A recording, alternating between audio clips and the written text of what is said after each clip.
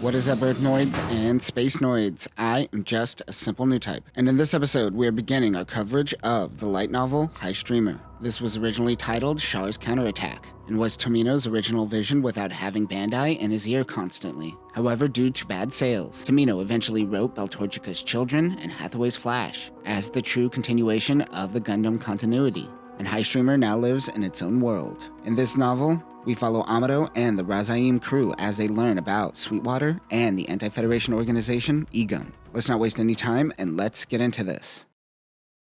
A woman in a mobile suit is trying to escape. She's in a residential block and moves into a forest. She can't believe that they would attack in a colony. She lands and gets out of the mobile suit. There is a strong breeze, which means there must be a hole in the colony wall. This is Cunningham Shaw. They're chasing someone who may be a part of this new GUNDAM organization. Remember, GUNDAM, which are AUG remnants that didn't reintegrate into the Federation, are spreading rumors of the return of Char. They were mentioned in Moon Gundam and Fastest Formula, but this novel is the origin of GUNDAM. Cunningham fires off a flare and a mobile suit lands next to her. A man tells Cunningham to get down. Gunfire comes from the forest. The man is shot. Cunningham uses her flare gun to create a smokescreen. One of the insurgents is a woman wearing a suit. This is Aliona Page. The man with Cunningham just so happens to be Amado Ray. When Cunningham says his name, the insurgents react negatively by spitting in his direction. Cunningham gives her a good old gut punch, followed by a lower sweep kick. The lower sweep kick is how I defeated Goro. Never disrespect the low sweep kick. Cunningham tells Aliona Page to give this man some respect. He's the main character.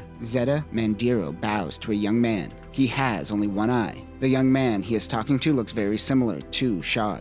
However, he has black hair and sunburnt skin. He wonders if they could crush Amado if they take out the recon team. The man sidesteps the question and says to do what he likes, giving Char plausible deniability. Zeta wishes he would adopt the Daikun name. Only he knows and must not say a word to anyone. Tomino writes it as though Zeta didn't know for sure and was taking a shot in the dark. He just so happened to be right. Out in space is the Razim. Of course, this is the same Klopp-class ship that we've seen in Moon Gundam. Two mobile suits land. It is Cunningham and Amado in their Jettas. They take the prisoner, Aliona, into custody. A guard tries to take her away, but she refuses to get out of the mobile suit and spits on the guard. The security pulls her hair. Amado calms her down and gets her out. He asks Mestamar to report on anything new. He informs Amado of Sweetwater and their ability to sanction Spacenoid immigration due to negligence on EFF's part. Macias Testa, the captain of the Razim, isn't usually the one to hold prisoners, but this may be their best bet to get GUNDAM to attack them. Captain Macias shows up briefly in Moon Gundam and Gundam Pulitzer.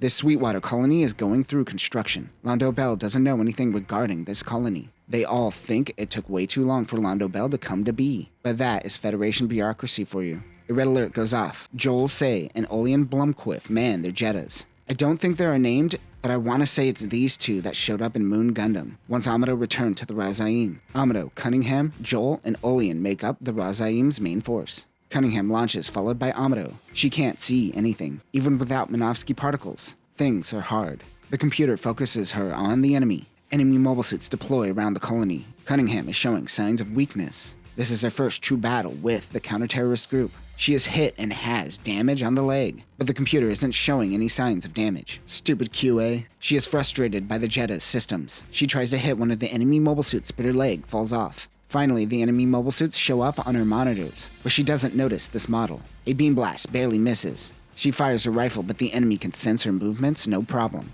They collide into the colony. Amado moves into the residential district while the Jetta is still down. He tries to get a status on Cunningham. Amado's not holding this team together too well. He moves into the colony. Cunningham realizes people are surrounding her down Jetta when Amado comes in to help. He says, "My bad, we probably shouldn't have let a rookie go off alone. Get it together, Amado." The people on the ground begin to riot and hate on the Federation. The Sweetwater residents really hate the Federation. They also just killed 5 people during this operation. Amado and Cunningham head back. The people get into Cunningham's head and she begins to cry. Captain Macias says that he made a mistake. These are GUNDAM, but they aren't technically enemies to the Federation.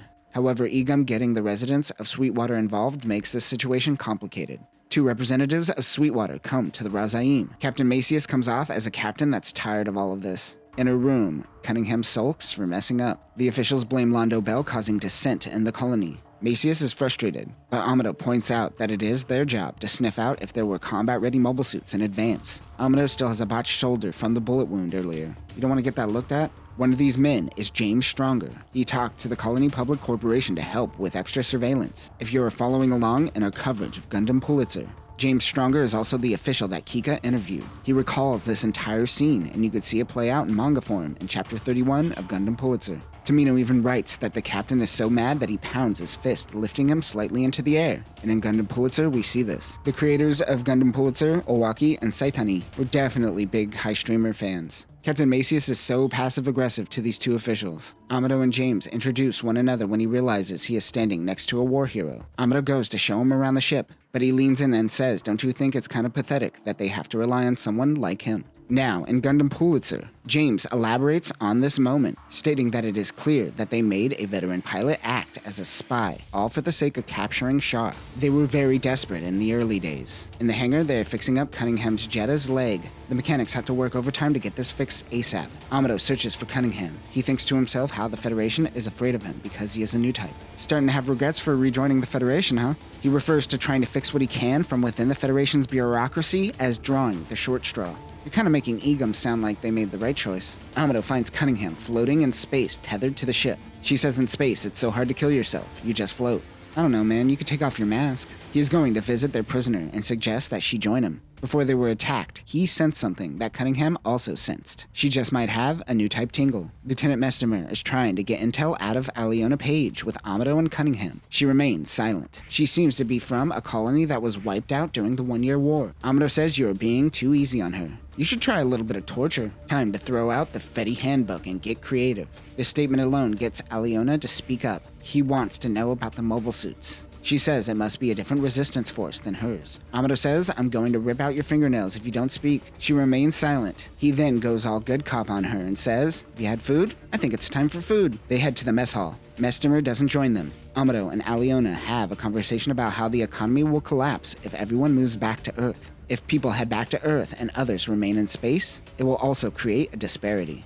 Amado tells her about Cassivil Daikun wanting to destroy Earth. She seemed to not have heard of this name, but has heard of the name Char Daikun. This is an absolutely great cut on Tomino, but we were kind of robbed of a very tan Char going by a third persona. That would have been great. Cunningham thinks this is a waste of time. She returns to fix her Jetta. Aliona mentions that she met Amado once before on Side 1. She has to go to the restroom and wonders if they have any of those things. I think Tomino is trying to say she needs like a tampon or sanitary pad. Classic Tomino. He throws some geopolitics your way, then bam! A slice of life moment about a woman on her period. Never changed, Tomino. Of course, this is all a ruse. While in the restroom, Aliona makes her escape. Amado walked away as though she was expecting her to do this. She makes it to the hangar to steal one of the gliders. They are inside of the colony currently, so she could just float out. Amado and Cunningham start chasing Aliona. The glider and her jacket have transmitters. While chasing, Amado says, "Now it may seem like I'm attracted to this girl, but as a new type, I am more concerned about her future." Why did you word it like that, Tomino?